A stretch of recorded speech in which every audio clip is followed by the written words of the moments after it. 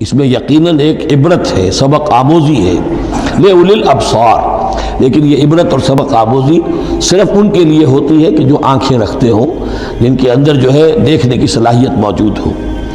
اب یہ آج بڑی اہم آ رہی ہے فطرت انسانی کے اعتبار سے۔ ظاہر بات ہے کہ چونکہ یہاں خاص طور پر میں نے عرض کیا تھا کہ یہود کی طرف ایک جو ہے وہ ایک روح سخن موجود ہے اہل کتاب کی طرف، اور اس واقعے کے اندر تو خاص طور پر جن لوگوں کے اندر کہ یہ دنیا کی محبت زیادہ شدید ہوتی ہے، تو اس کا ایک اثر بتا رہے ہیں کہ یہ واقعتاً اللہ نے فطرت انسانی میں رکھی ہے، اس لیے کہ یہ دنیا جو ہے اسے اللہ نے چلانا ہے، اس کی رونقیں رکھنی ہے جب تک اس کی مرضی ہے، قیامت تک تو اسے آباد رکھنا ہے۔ اولاد پیدا ہوگی تو دنیا قائم رہے گی، نسل چلے گی، مرد اور عورت کی ایک دوسرے کے ساتھ کشش ہوگی تو اولاد پیدا ہوگی، اور یہ تمام چیزیں جو ہیں، دولت کی کوئی طلب ہوگی تو آدمی محنت کرے گا، مشقت کرے گا، کمائے گا، تو اس لیے یہ چیزیں فطرت انسانی میں ہیں، یہ بیسک اینیمل انسٹنکٹس ہیں۔ بس ضرورت اس بات کی ہوتی ہے کہ انسٹنکٹس کو دبا کر رکھا جائے، اللہ کی محبت، اللہ کی شریعت کو اس سے بالا تر رکھا جائے، بس یہ نہیں ہے کہ ان کو ختم کر دیا جائے۔ سیلف اینیہیلیشن اسلام میں نہیں ہے، یہ رہبانیت ہے کہ اپنے نفس کو کچل دو، ختم کر دو، نہیں، سیلف کنٹرول، اپنے آپ کو کنٹرول میں رکھو۔ یہ منہ زور گھوڑا ہے نفس انسانی کا، لیکن جتنا طاقتور گھوڑا ہوگا اتنا ہی آپ کے لیے تیز دوڑنا جو ہے وہ آسان ہوگا، لیکن جتنا منہ زور اور طاقتور گھوڑا ہے اتنا ہی اسے قابو میں رکھنے کی ضرورت بھی ہے،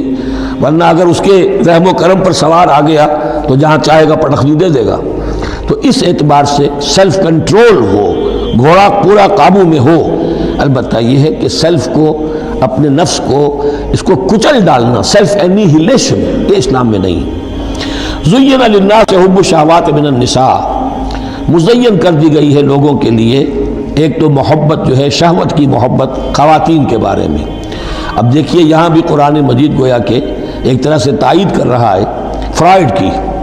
اس کے نزدیک سب سے پورٹنٹ فیکٹر جو ہے، سب سے پورٹنٹ جو موٹیو ہے انسان کا، وہ سیکس ہے، اور یہاں بھی اللہ تعالیٰ نے سب سے پہلے اسی کا ذکر کیا ہے۔ اگرچہ میرے نزدیک ضروری نہیں ہے، اس لیے کہ دوسری جگہوں پر پیٹ جو ہے معاشی ضرورت یہ اس سے بھی سخت ہو جاتی ہے، لیکن یہ کہ واقعتاً یہ حضور نے بھی فرمایا ہے صلی اللہ علیہ وسلم، ما ترکت بعدی فتنۃ اضر علی الرجال من النساء، میرے بعد اب مردوں کے لیے عورتوں کے فتنے سے بڑا فتنہ اور کوئی نہیں ہے۔ ان کی محبت جو ہے وہ انسان کو کہاں سے کہاں لے جاتی ہے۔ بلعام بن باورہ یہود کے اندر ایک بہت بڑا عالم اور فاضل شخص تھا، ایک عورت کے چکر میں آ کر اور وہ شیطان کا پیرو بن گیا، وہ قصہ آئے گا سورہ اعراف کے اندر۔ تو واقعہ یہ ہے، لیکن ایک فطرت کے اندر ہے تو صحیح، محبت تو ہے۔ زُیِّنَ لِلنَّاسِ حُبُّ الشَّهَوَاتِ مِنَ النِّسَاءِ والبنین، اور بیٹے انسان کو بہت پسند ہیں، بیٹے ہوں، اس کا نام چلتا رہے،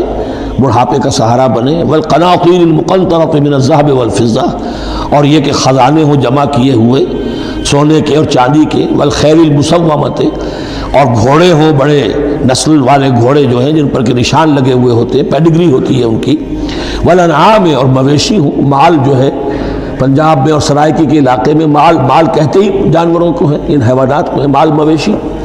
والانعام والحرث، اور کھیتی۔ ذالک متاع الحیات الدنیا، بس جو نقطۂ اعتدال ہے وہ یہ ہے کہ جان لو یہ ساری چیزیں اس دنیا کی زندگی کا ساز و سامان ہے، اس زندگی کے لیے ضروریات کی حد تک ان سے فائدہ اٹھانا، اس میں کوئی بری بات نہیں، لیکن واللہ عندہ حسن المآب، لیکن اللہ کے پاس ہے اچھا لوٹنا، وہ جو ہے جو اللہ کے پاس ہے اس کے مقابلے میں یہ کچھ بھی نہیں۔ اگر یہ ایمان بالآخرہ ہے تو پھر تو انسان ان تمام چیزوں کو، اپنے تمام جذبات و میلانات کو ایک حد کے اندر رکھے گا، اس سے آگے نہیں آنے دے گا۔ لیکن اگر ان میں سے کوئی ایک شے بھی اتنی زوردار ہو گئی اس کی محبت کہ آپ کے دل کے اوپر اس کا قبضہ ہو گیا تو بس آپ گئے، اب وہی ند ہے، وہی اب آپ کا معبود ہے، چاہے وہ دولت ہو، چاہے وہ کوئی اور شے ہو، وہ اب آپ کا معبود بن جائے گی۔ قُلْ أُنَبِّئُكُم بِخَيْرٍ مِّن ذَلِكُمْ، ان سے کہیے کہ کیا میں تمہیں بتاؤں کہ ان تمام چیزوں سے بہتر شے کون سی ہے؟ لِلَّذِينَ اتَّقَوْا عِندَ رَبِّهِمْ جَنَّاتٌ تَجْرِي مِن تَحْتِهَا الْأَنْهَارُ خَالِدِينَ فِيهَا، وہ لوگ کہ جو اپنے رب کا تقوی اختیار کرتے ہیں۔ تقوی یہی ہے کہ اپنے نفس کا بھی حق ہے دو، اِنَّ لِنَفْسِكَ عَلَيْكَ حَقًّا، لیکن ناجائز راستے سے نہیں۔ تمہارے پیٹ کا بھی حق ہے، اس کا ادا کرو، لیکن عقل حلال سے۔ تمہاری اولاد کا تم پر حق ہے،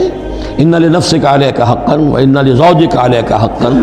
وان لزورک علیک حقا، تمہارے ملاقاتی آتے ہیں ان کا بھی تم پر حق ہے،